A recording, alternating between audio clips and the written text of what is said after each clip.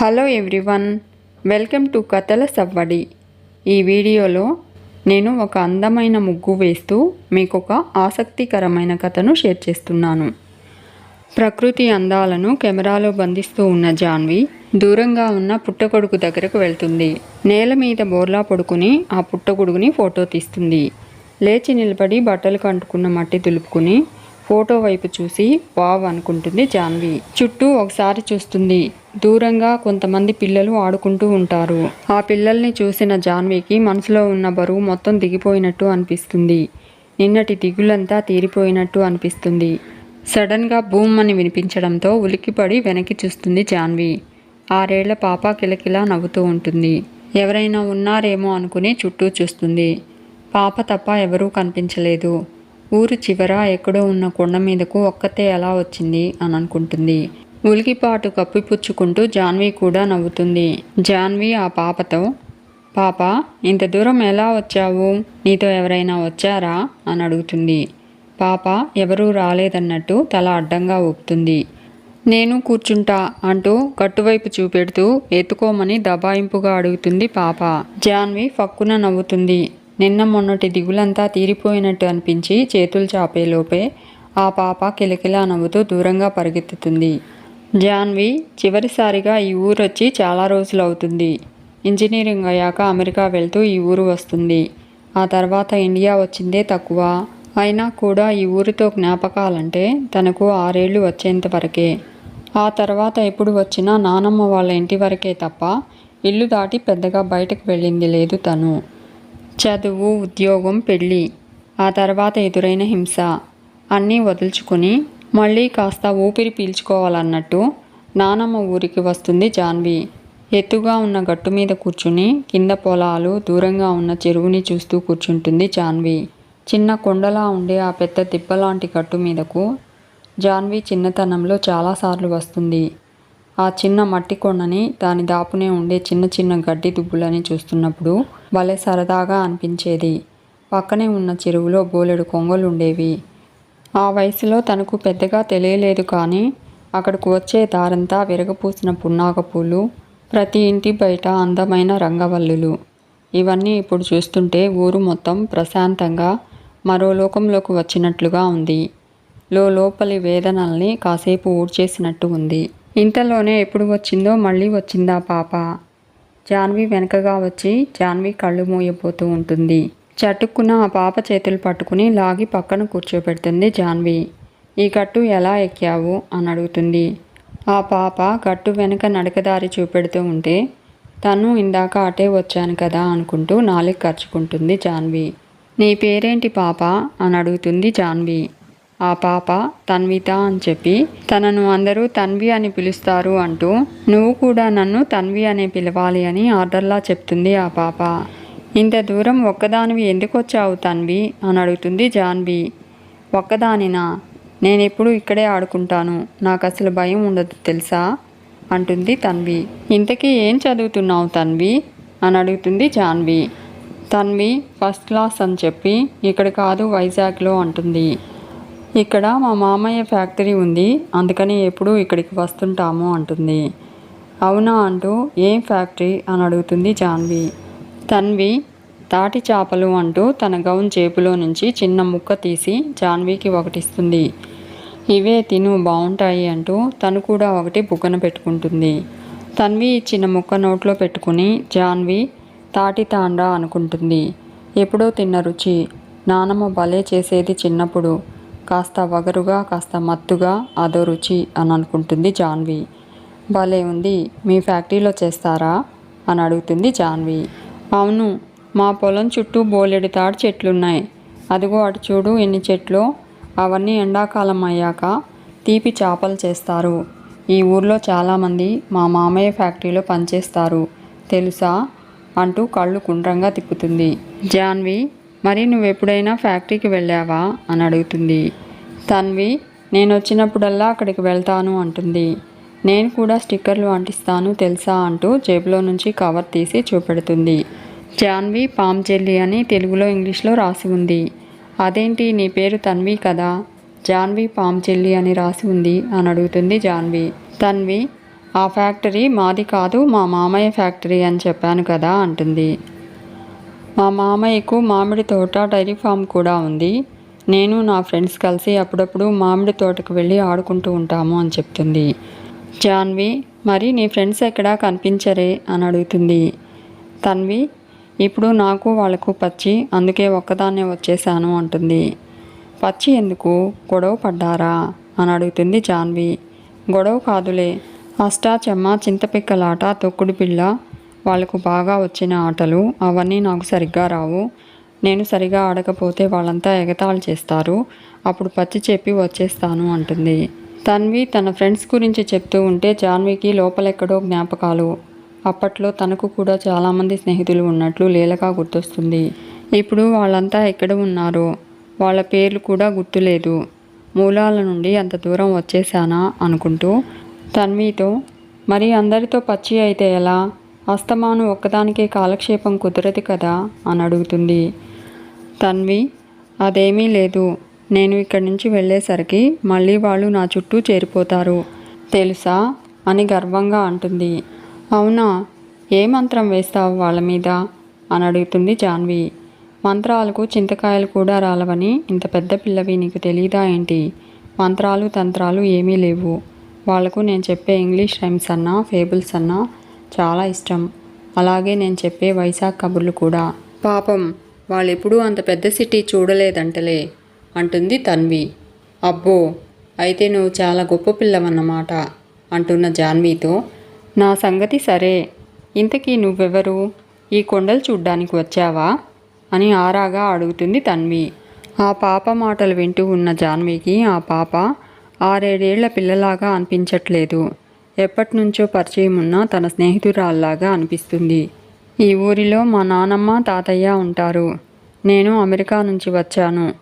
ఈ ఊరు చూసి దాదాపు 10 ఏళ్ళు అవుతుంది. నా చిన్నప్పుడంతా ఇక్కడే ఆడుకునేదాన్ని. తర్వాత ఎప్పుడొచ్చినా నానమ్మ వాళ్ళ ఇల్లు దాటి బయటకు రాలేదు. ఎందుకో ఇప్పుడు మరీ రావాలనిపించింది. అందుకని వచ్చేసా. మనసుకు ఎంత హాయిగా ఉందో తెలుసా అంటుంది జాన్వి. పెళ్ళి, ఆ తర్వాత అతని నుంచి ఎదుర్కొన్న దారుణమైన హింస ఈ పసిపిల్లకు ఎలా చెప్తాను? పారిపోయి నానమ్మ వాళ్ళు తలదాచుకోవడానికి వచ్చానని చెప్తే ఆ పసిపిల్లకు అర్థమవుతుందా అని అనుకుంటూ ఉంటుంది జాన్వి. జాన్వి చేతికి ఉన్న మచ్చలు చూసి తన్వి, ఈ మచ్చలేంటి, దెబ్బ తగిలిందా అని అడుగుతూ ఉంటుంది. లేదమ్మా, బూచోడు కొట్టాడు అంటూ కన్నీళ్లు తుడుచుకుంటూ ఉంటుంది జాన్వి. అమ్మో, బూచాడే, ఎలా ఉన్నాడు వాడు? తాటి చెట్టంత ఎత్తుగా, నల్లగా, చింతనిప్పుల్లాంటి కళ్ళతో ఉన్నాడా? వాడు ఇప్పుడు ఇక్కడికి వచ్చేస్తాడేమో అంటూ కొద్దిగా భయపడుతుంది తన్వి. అయ్యో చిట్టి తల్లి, నువ్వు చెప్పే ఆ బూచోళ్ళు చందమామ కథల్లో, అమ్మమ్మలు తాతయ్యలు చెప్పే కథల్లో మాత్రమే ఉంటారు. కానీ మన బయట బూచోళ్ళంతా ఎంతో అందంగా ఉంటారని, అంతకన్నా అందంగా మాట్లాడతారని నీకెలా చెప్పను? మొదట్లో ఎలా ఉంటారో తెలుసా? వాళ్ళతో సహచర్యం అంటే మన జీవితం ధన్యమైపోతుందన్నట్టు ఉంటారు. వాళ్ళని వదులుకోవడం అంటే జీవితాన్ని వ్యర్థం చేసుకోవడమే అన్నట్టు ఉంటారు. అదంతా వాళ్ళు విసిరే మాయాజాలమని మనకు తెలిసేలోగానే మన జీవితాలు తెల్లారిపోతాయి. నేనుగా ఉండకూడదు, నవ్వకూడదు. నా గుండె కన్నీరు పెడుతున్నా కంటి మీద నీటి చుక్క కనిపించకూడదు. తనకు నచ్చిందే నా తిండి, తను చెప్పిందే నా ఒంటి మీద గుడ్డ. నేను పిచ్చిదాన్ని. మొదట్లో అవన్నీ నా మీద ప్రేమ అనుకున్నా. తన మైకంలో నన్ను నేను కోల్పోయాను. ఆ తర్వాతే తెలిసింది నాకు తన ధ్యేయం వల్ల నా నుండి నన్ను పూర్తిగా తోడేయడమని. కానీ మనిషిని కదా నేను. యంత్రం అవ్వాలంటే కష్టమేగా. అప్పుడు మొదలైంది హింస. ముందు మనసు మీద, తర్వాత ఒంటి మీద. ఒంటి మీద గాయానికి మందులు రాయగలను, కానీ మనసు మీద గాయాలెలా? ఇవన్నీ ఈ పసిపిల్లకు ఎలా చెప్పగలను అని అనుకుంటూ ఉంటుంది జాన్వి. తనకు తెలియకుండానే ధారగా కారుతూ ఉన్న కన్నీళ్లు చూసి తన్వి, చా, అలా ఏడవకూడదు అంటూ తన చేతితో జాన్వి కన్నీళ్లు తుడుస్తుంది తన్వి. ఇద్దరూ కాసేపు కూర్చుంటారు. మళ్ళీ ఒక తాటి చాప తీసిస్తుంది తన్వి. దాని కవర్ మీద పేరు చూసి జాన్వి పామ్ చెల్లి అంటూ అడ్వర్టైజ్మెంట్లో చదివినట్టు గట్టిగా చదివి నవ్వుతుంది జాన్వి. తనకే గమ్మత్తుగా అనిపిస్తుంది. పిజ్జాలు, బర్గర్లు, చాక్లెట్లు తిని ఉన్న నోటికి ఆ తాటి చేప భలే రుచిగా అనిపిస్తుంది. ఇక వెళ్దాం పద అంటున్న జాన్వీతో, లేదు లేదు, పక్కనే మా మామయ్య ఫ్యాక్టరీ ఉంది, అక్కడికి వెళ్ళి మామయ్యతో కలిసి ఇంటికి వెళ్తాను అని చెప్పి తన్వి వెళ్ళిపోతూ ఉంటుంది. తన్వి వైపే చూస్తూ ఉండిపోతుంది జాన్వి. నేను చిన్నప్పుడు ఇలాగే తిరిగేదాన్ని, చదువు ఉద్యోగం నేను కోల్పోయానా సాధించానా అనుకుంటూ ఆలోచిస్తూ ఉంటుంది జాన్వి. ఇంతలో అటుగా వెళ్తూ ఉన్న ఒక ముసలాయన జాను పాప అని పిలుస్తాడు. ఉలిక్కిపడి అతని వైపు చూస్తుంది జాన్వి. అతను జాన్వి వైపు వస్తూ, ఇక్కడున్నావా జాను పాప, నీకోసం మీ నానమ్మ ఎంత వెతుకుతుందో తెలుసా అంటూ జాన్వి దగ్గరకు వస్తూ ఉంటాడు. అయోమయంగా చూస్తూ ఉన్న జాన్విని చూసి, ఇంకా గుర్తు రాలేదా అమ్మా నీకు అని అడుగుతాడు. నువ్వు రంగనాథం గారి మనవరాలివి కదమ్మా, ఇందాక వెళ్తుంటే చూశాను అంటూ ఉంటే జాన్వి అతనెవరో గుర్తు తెచ్చుకునేందుకు ప్రయత్నిస్తూ ఉంటుంది. ఇంకా గుర్తుపట్టలేదా నన్ను, నేను కృష్ణమూర్తి తాతయ్యనమ్మా అంటాడు. పూర్తిగా గుర్తు రాలేదు కానీ అభిమానంగా నవ్వుతుంది జాన్వి. చిన్నప్పుడు మీ తాతయ్యతో కలిసి మా ఇంటికి వచ్చేదానివమ్మా, చూసినవన్నీ కావాలని మారం చేసేదానివి, ఆ తర్వాత రావడమే మానేశావు. నీ గురించి మీ తాతయ్యను అడుగుతూ ఉండేవాడినమ్మా, నీ పెళ్ళికి పిలుస్తా అనేవాడు మీ తాతయ్య, నువ్వేమో అమెరికాలోనే పెళ్లి చేసుకున్నావు అని నిష్ఠూరంగా అంటాడు. అతని మాటలు విన్న జాన్వికి మనసు చివుక్కుమంటుంది. ఈ పక్కనే మా ఇల్లమ్మ, పదమ్మ మా ఇంటికి వెళ్దాము అని చెప్పి జాన్విని తమ ఇంటికి తీసుకుని వస్తాడు కృష్ణమూర్తి. కృష్ణమూర్తి జాన్విని జాను పాప అని పిలుస్తూ ఉంటే తన పేరు తనకే కొత్తగా వినిపిస్తుంది. చిన్నప్పుడు తనను తాతయ్య వాళ్ళు జాను పాప అని పిలిచేవాళ్ళు కదూ, మర్చిపోయాను. పెద్దయ్యే కొద్దీ ముద్దు పేరు మూలన పడి జాన్వి అన్న అసలు పేరే స్థిరపడిపోయింది అని అనుకుంటూ ఉంటుంది జాన్వి. కృష్ణమూర్తి నిన్నెవరూ మర్చిపోరు తెలుసా అంటాడు. చిన్నప్పుడు సెలవులకు వచ్చినప్పుడల్లా ఇక్కడే ఆడుకునేదానివి, వాగుడుకాయకు వసెక్కువైందని అందరం అనుకునేవాళ్ళం, కదిలించని వాళ్ళు పాపాత్ములనుకో, పెద్దయ్యాక ఏమవుతావంటే పెద్ద ఫ్యాక్టరీ పెడతా అనేదానివి. నువ్వు అమెరికా వెళ్ళాక కూడా మీ తాతయ్య అందరికీ అదే చెప్పేవాడు. నా మనవరాలు MBA చేయడానికి అమెరికా వెళ్ళింది, రాగానే ఇక్కడికే వస్తుందని చెప్పేవాడు, నువ్వేమో ఇక్కడికి రానే లేదు అని అంటూ ఉంటే లోపల నుంచి కృష్ణమూర్తి భార్య శాంతమ్మ వస్తుంది. ఆమెను చూసి జాన్వి కృష్ణమూర్తి పరిచయం చేయకుండానే నమస్తే అమ్మమ్మ అంటుంది. జాన్వి జీవితం, అందులో హింస వాళ్లకు తెలుసులా ఉంది. పల్లెటూరిలో కల్లా కపటాలు ఏముంటాయి. ఆమె జాన్వి చేతులకున్న మచ్చల్ని తడుముతూ, నా తల్లే బంగారం లాంటి బిడ్డవి, ఆ ముదనష్టపోడికి చేతులు ఎలా వచ్చాయమ్మా అంటుంది. అప్పటిదాకా ఎవరి దగ్గర బయటపడని జాన్వి పావురుమంటుంది. కృష్ణమూర్తి శాంతమ్మ ఇద్దరూ జాన్విని వాటేసుకుని వెక్కిళ్ళు పెడుతూ ఉన్న జాన్విని చిన్నపిల్లను ఊరడిస్తున్నట్టు ఊరుకోపెడుతూ, అలా ఎవరైనా ఏడుస్తారా జాను పాప, నువ్వెంత గడుసుగా ఉండేదానివి, ఏదైనా సాధించుకొస్తుంది మా జాను పాప, ఇదిగో చూడు నీకిష్టమైంది ఇస్తా అంటూ అక్కడే ఉన్న ఒక ప్యాకెట్ని ఓపెన్ చేసి తైలం తీసినట్టుగా తీసి జాన్వి గుప్పెట్లో ఉంచుతాడు. కళ్ళు తుడుచుకుని అరచేతిలో మెత్తగా చల్లగా తగులుతూ ఉన్న వస్తువును చూసి అదిరిపడుతుంది జాన్వి. తాటి చాప కవర్ మీద పేరు చూస్తుంది. జాన్వి పామ్ జెల్లీ అని ట్రేడ్ మార్క్ ఉంటుంది. అప్పుడే తన్విని తీసుకుని మధుకర్ లోపలికి వస్తూ ఉంటాడు. మధుకర్ జాన్వి వైపు ప్రశ్నార్థకంగా చూస్తాడు. కృష్ణమూర్తి మధుకర్తో, ఈ అమ్మాయి ఎవరో చెప్పు మధు అంటాడు. జాన్వి అతను మధుకర్ అని తెలుసుకుని ఆశ్చర్యపోతుంది. 6 అడుగుల ఎత్తుతో పసిటి ఛాయతో టీవీగా దృఢంగా ఉన్న మధుకర్ని చూసి అతనే మధు అంటే నమ్మలేకపోతుంది. నాకు గుర్తులేదు తాతయ్య, నువ్వే చెప్పు అంటున్న మధుకర్తో, మన జాను పాప మధు అంటాడు కృష్ణమూర్తి. మెరిసే కళ్ళతో మధుకర్ జాన్వి దగ్గరకు వస్తాడు. హాయ్ జాను, ఎంత మారిపోయావ్ అంటాడు. ఎప్పుడొచ్చావు, ఎలా ఉన్నావు అంటూ ప్రశ్నల వర్షం కురిపిస్తూ సోఫాలో జాన్వి పక్కనే కూర్చుంటాడు మధు. జాన్వి మధుని చూసి ఇబ్బంది పడుతూ ఉంటుంది. మధుకర్ చిన్నప్పటి సంగతులు గుర్తు చేస్తూ ఉంటాడు. జాన్వి ఎంత అల్లరి చేసేదో చెప్తూ ఉంటే జాన్వి సిగ్గుపడుతూ ఉంటుంది. మధుకర్ అక్కడే ఉన్న ప్యాకెట్ని ఓపెన్ చేసి అందులో ఉన్న తాటి చాప తీసి జాన్వికి ఇస్తూ, జాను, నువ్వు చిన్నప్పుడు వీటి కోసం నాతో గొడవ పడేదానివి, ఇవంటే నీకు ఎంతో ఇష్టం, అందుకే నా ఫ్యాక్టరీకి నీ పేరే పెట్టాను. నువ్వు అమెరికా నుంచి తిరిగి వచ్చి ఫ్యాక్టరీ చూసి సర్ప్రైజ్ అవుతావనుకున్నాను, కానీ నువ్వు అమెరికాలోనే సెటిల్ అయి ఇక్కడికి రానేలేదు అని నిష్ఠూరంగా అంటాడు మధుకర్. మధుకర్కి తన మీద అభిమానం చూస్తుంటే జాన్వీకి కళ్ళల్లో నీళ్లు తిరుగుతాయి.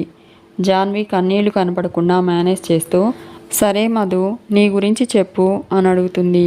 మధుకర్ తను AGPSC చదివాను అంటాడు. ఫ్యాక్టరీ, డైరీ ఫామ్తో పాటు వ్యవసాయం కూడా చేస్తున్నాను అంటాడు. జాన్వీ మధుకర్తో, అది సరే మధు, ఫ్యాక్టరీకి నా పేరు పెట్టావు, రేపు నీకు పెళ్ళైతే మీ ఆవిడ ఊరుకుంటుందా అని అడుగుతుంది. మధు, అందుకే జాన్వీ అన్న పేరున్న అమ్మాయినే పెళ్లి చేసుకోవాలనుకుంటున్నాను అంటాడు. జాన్వీ ఉలిక్కి పడుతుంది. ఏంటి మధు నన్ను ఉద్దేశించి మాట్లాడట్లేదు కదా అని అనుకుంటుంది. వీళ్ళ మాటలు వింటూ ఉన్న కృష్ణమూర్తి, నువ్వు వచ్చిన వేళ విశేషం, మధు నోటి వెంట పెళ్లి మాట వచ్చిందమ్మా అంటాడు. జాన్వీ అనే పేరు ఉన్న అమ్మాయి ఎక్కడ ఉందో ఇక వెతకడం మొదలు పెట్టాలి అంటాడు. ఎవరో అదృష్టవంతురాలు అనుకుంటూ జాన్వీ పైకి లేచి ఇక వెళ్ళొస్తాను తాతయ్య అంటుంది. లోపల నుంచి శాంతమ్మ, అమ్మ జాను పాప భోంచేసి వెళ్ళమ్మా అని పిలుస్తుంది. కృష్ణమూర్తితో పాటు మధుకర్ కూడా మొహమాట పెట్టడంతో జాన్వీ డైనింగ్ టేబుల్ దగ్గరకు వస్తుంది. అక్కడ ఎంతసేపు కూర్చున్నారో టైం ఎలా గడిచిందో తెలియలేదు. అన్నం తింటున్నంతసేపు తన్వీతో పాటు కృష్ణమూర్తి, శాంతమ్మ, మధుకర్ కబుర్లు చెప్తూనే ఉన్నారు. మధ్యలో జాన్వీ వాళ్ళ తాతయ్య ఫోన్ చేసేంత వరకు సమయం అలా గడిచిపోతూ ఉంటుంది. మధుకర్ తన కారులో జాన్వీని ఇంటి దగ్గర డ్రాప్ చేసేందుకు వెళ్తాడు. మధుకర్తో వెళ్తూ ఉన్న జాన్వీని చూసి కృష్ణమూర్తి శాంతమ్మతో, చూడ చక్కనైన జంట అంటాడు. శాంతమ్మ, అవునండి, ఆ దేవుడు మన మధు కోసమే జాను పాపని మన ఊరికి పంపించాడు అని అంటుంది. మీకు ఈ వీడియో నచ్చితే లైక్ చేయండి, షేర్ చేయండి, తప్పకుండా సబ్స్క్రైబ్ చేసుకోండి. Thanks for watching.